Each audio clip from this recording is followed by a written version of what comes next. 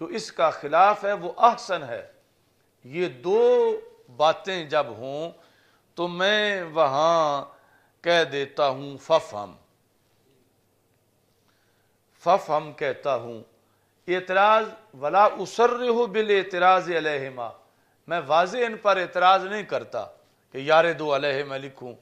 کیوں؟ تأدبا معہما، ان کا ادب کرتے ہوئے، یعنی یہ تأدبا مفعول لہو ہے، تو مطلب یہ ہے کہ یہ بتا دیا انہوں نے کہ میں اس سے متفق نہیں ہوں جو انہوں نے لکھا، تو میں اس پہ اعتراض کرنا چاہتا ہوں، کیونکہ یا تو ہے غلط یا ہے صحیح لیکن اصح نہیں ہے، تو یہ دونوں مقاصد ہو سکتے ہیں یا ان میں سے ایک ہو سکتا ہے، تو میں یہ نہیں کہوں گا ھذا مردود یا ھذا خطا یا ھذا غلط، بلکہ میں لکھ کے کہوں گا ففہم، تو خود بخود تم سمجھ جانا کہ میں کیا کہہ رہا ہوں۔ تو ادب کے پیش نظر میں نے صرف ففہم پہ گزارا کیا ہے۔ تو اب یہ اگر بیان نہ کرتے یا کسی کے علم میں یہ مقدمہ کا حصہ نہ ہو اور وہ فتاوی شامی پڑھ رہا ہو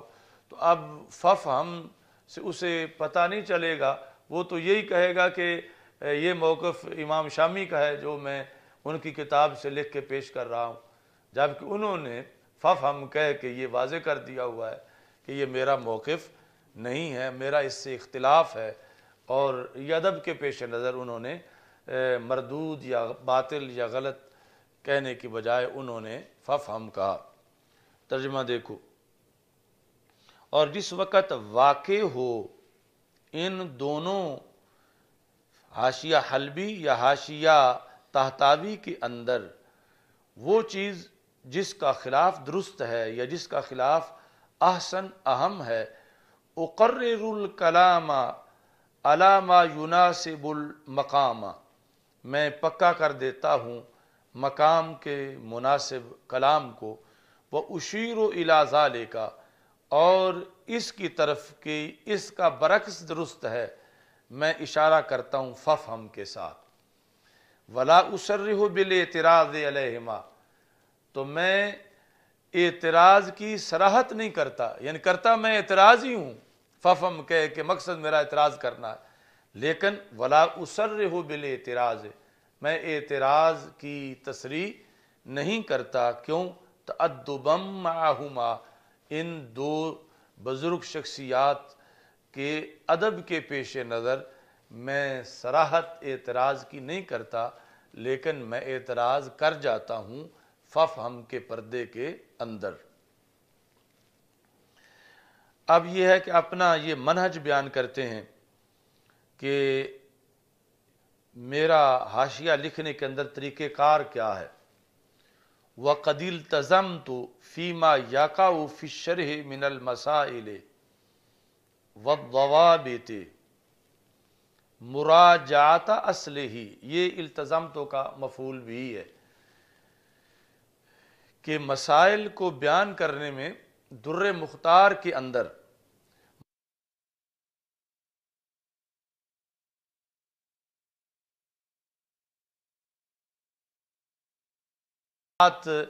یہ کہا کہ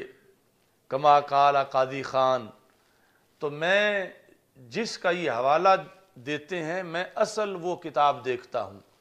تو میں مراجع کی طرف رجوع کرتا ہوں کہ آپ واقعی یہ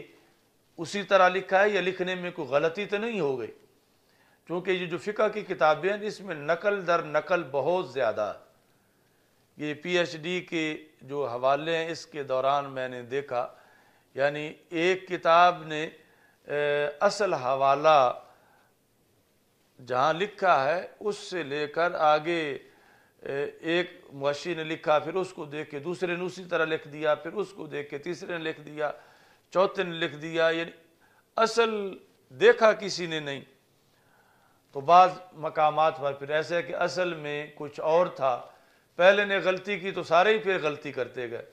یعنی ایسی کئی مثالیں جو ہیں وہ موجود ہیں۔ تو اس بنیاد پر انہوں نے کہا کہ میں نے جو حوالہ جات انہوں نے خواہ وہ حوالہ جات مسائل کے اندر دیے ہوں یا قواعد کے اندر دیے ہوں، تو میں نے اس اپنے حاشیہ کے اندر یہ التزام کیا ہے کہ میں اگرچہ تعظیم سب کی کروں گا، ادب سب کا ہے کہ جس نے بھی لکھا، لیکن میں اصل دیکھوں گا کہ کہیں بشری تقاضے کے مطابق کوئی غلطی تو نہیں ہوگی۔ تو اس واسطے میں نے اپنے اس حاشیے کے اندر مراجع کو چیک کرنے کا التزام کیا میں نے فیما یقع فی الشرح، شرح سے مراد در مختار، جو واقع ہوئے ہیں شرح کے اندر، ما کا بیان ہے یعنی مسائل اور ضوابط۔ التزام کیا میں نے مراجعات اصل ہی، کہ اس کے اصل کو دیکھنے کا، مراجعت اس کی طرف رجوع کرنے کا میں نے التزام کیا، اصلہ المنقول عنہ، جس سے وہ حوالہ نقل کیا گیا،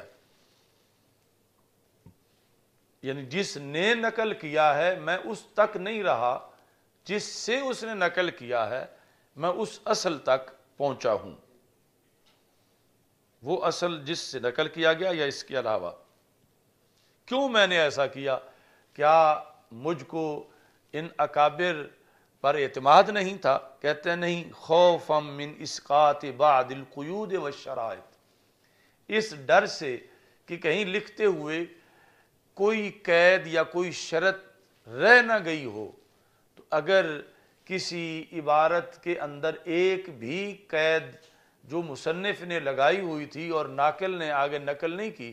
وہ رہ گئی تو پھر سارا مطلب ہی غلط ہو جائے گا۔ تو اس بنیاد پر میں نے چیک کیا کہ کیا ہر قید جس طرح اصل حوالے کے اندر ہے وہ آگے منتقل کی گئی یا اس میں کوئی غلطی کی گئی۔ پھر وزدت، تو میں نے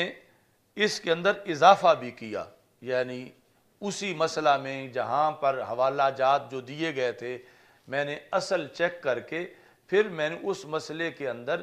اکتفا صرف انہی حوالوں پہ نہیں کیا یا اس عبارت کو حل کرنے میں اسی پر اکتفا نہیں کیا، بلکہ میں نے اور بھی بہت سی چیزوں کا اضافہ کیا در مختار کے اندر بیان کیے گئے مسئلے کی تحقیق میں۔ میں نے اضافہ کیا بہت سے فروع کا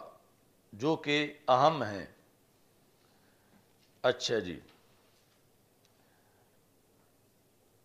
اب آگے یہ صفات ساری فروع کی ہیں۔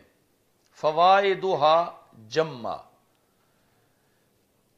یہ ایک صفت ہے، من فروع مہمہ فوائدہا جمع، کہ ایسی فروع، یعنی یہ ویسے تو اعتراض ہوتا ہے نا کہ جب متن میں جو کچھ ہو شارح نے اسی کی شرح کرنی ہوتی ہے تو اپنی طرف سے یہ علیحدہ ایک مسئلہ کیوں ذکر کر دیا؟ تو یہ انہوں نے کہا کہ اس سے ریلیٹڈ جو کہ مسئلہ تھا تو فائدہ اس کا زیادہ تھا، تو اس بنیاد پر میں نے اس کے فوائد زیادہ ہونے کی وجہ سے اس کو ذکر کیا۔ وَمِنَ الْوَقَائِ، یہ فروع پر عطف ہے اور ضد تو کثیراً ساتھ لگے گا۔ میں نے اضافہ کیا بہت سے وقائع کا، تو فقہ کی کتابوں کا ایک بہت بڑا حصہ واقعات پر مشتمل ہوتا ہے، نوازل پر۔ یہاں واقعات سے مراد قصہ کہانی نہیں، واقعات سے مراد یہ ہے کہ کس زمانے میں فلاں مسئلہ پیش آیا تھا اور اس وقت یہ مفتیان کرام سے پوچھا گیا تھا اور انہوں نے یہ جواب دیا تھا، تو اس طرح یہ میں نے چیزیں درمیان میں زائد کیں۔ والحوادث، اور حوادث سے یعنی وقائع کے معنی میں ہے الاختلاف البواعث، اسباب کے اختلاف پر، یعنی ایک مسئلے کا ایک زمانے میں ایک سبب تھا، اسی مسئلے کا دوسرے زمانے میں کوئی اور سبب تھا، تو میں نے اس طرح ان چیزوں کو بھی ساتھ اضافے میں لکھا۔ والابحاث الرائقہ، یہ وقائع پر عطف ہے کہ میں نے اضافہ کیا اس میں شاندار باسوں کا، والنکات الفائقہ، اور شاندار نکات کا، وحل الاویسات، یہ جو پیچھے آ رہا ہے ضد تو کثیراً، کثیراً کے اوپر عطف ہے کہ ضد تو حل الاویسات، میں نے اضافہ کیا اس کے اندر مشکل الفاظ کے معنی کو بیان کرنے کا، اور میں نے اضافہ کیا استخراج الغویثات کہ جو جس کا مرجع کا ذکر نہیں تھا، منقول عنہ کا، ماخذ کا، تو میں نے اس کو تلاش کر کے اس کو بھی لکھا۔ وکشف المسائل المشکلات، میں نے اضافہ کیا مشکل مسائل کے حل کرنے کا اس کے اندر، اور بیان الوقائل معضلات، اور جو مشکل وقائع تھے ان کی تشریح کا بھی میں نے اضافہ کیا۔ ودفع الارادات الواہیۃ من ارباب الحواشی، تو در مختار کے چونکہ بہت سے حواشی ہیں، تو کئی محشی جو ہیں انہوں نے کمزور اعتراض کیے ہوئے تھے ماتن پر، یعنی شارح پر، جو شارح ہے تنویر الابصار کا، اور خود در مختار پر یعنی کیے گئے تھے در مختار کے محشین کی طرف سے اعتراض، اور اعتراض وہ بنتے نہیں تھے، یعنی وہ اعتراض یا تو حسد کی ضد کی وجہ سے کیے گئے تھے یا کم علمی کی وجہ سے کیے گئے تھے۔ تو میں نے ان اعتراضات کا جواب دیا، یعنی میں نے در مختار کی حمایت میں در مختار پر کیے جانے والے اعتراضات کے جوابات بھی اپنے حاشیہ میں لکھے، وہ اعتراضات جو کہ کمزور اعتراضات تھے۔ وَدَفْعَ الْإِرَادَاتِ، اور میں نے اضافہ کیا اپنی کتاب کے اندر اعتراضات کے جوابات دینے کا۔ کون سے اعتراض؟ الواہیہ، جو کہ کمزور تھے، من ارباب الحواشی، کیے کس نے تھے وہ اعتراض؟ مختلف محشی جو ان کی طرف سے کیے گئے تھے۔ والانتصار لہذا الشارع، انتصار ہوتا ہے کسی کا بدلہ لینا، تو میں نے اضافہ کیا اس چیز کا کہ جو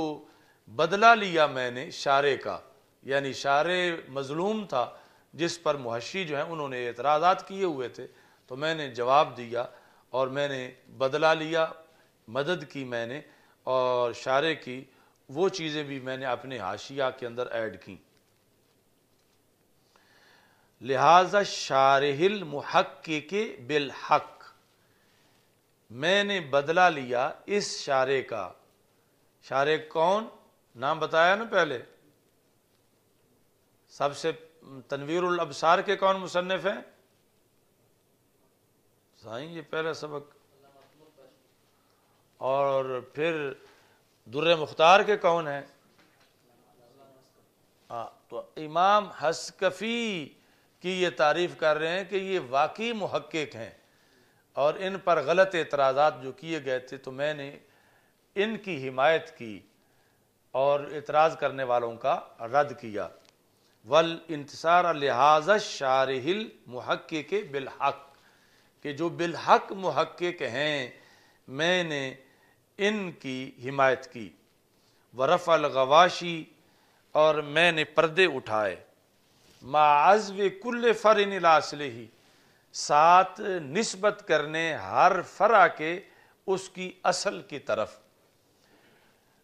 یعنی جو فروع ذکر کی گئی تھی میں نے ان کے اصول کو ذکر کیا۔ وَكُلَّ شَيْءٍ إِلَى مَحَلِّهِ، اور وَكُلِّ شَيْءٍ یہ عزو پر عطف ہے، ما ساتھ لگے گا، وَكُلِّ شَيْءٍ إِلَى مَحَلِّهِ، تو میں نے نسبت کی ہر شے کی اس شے کے محل کی طرف، یعنی جو پڑھنے والے کو معلوم نہیں ہو رہا تھا کہ اس شے کا محل کیا ہے یا اس فرع کی اصل کیا ہے، تو میں نے اصل کا بھی اور محل کا بھی حوالہ دیا۔ حتی الحجج والدلائل، یہاں تک کہ میں نے حجج اور دلائل بھی دی، یعنی صرف ایک مسئلے کا اصل ماخذ بیان ہی نہیں کیا بلکہ اپنی طرف سے اس کو ثابت کرنے کے لیے دلائل بھی دیے۔ وَتَعْلِيلَاتِ الْمَسَائِلِ، یہاں تک کہ مسائل کی تعلیلات یعنی فقہی جو علل ہیں وہ بھی میں نے بیان کی۔ وما کان، یہ پیچھے عطف ہے زدت کثیرن پر، کہ میں نے اضافہ کیا ان چیزوں کا بھی، من مبتکرات فکری الفاتر، یعنی ایک ہوتا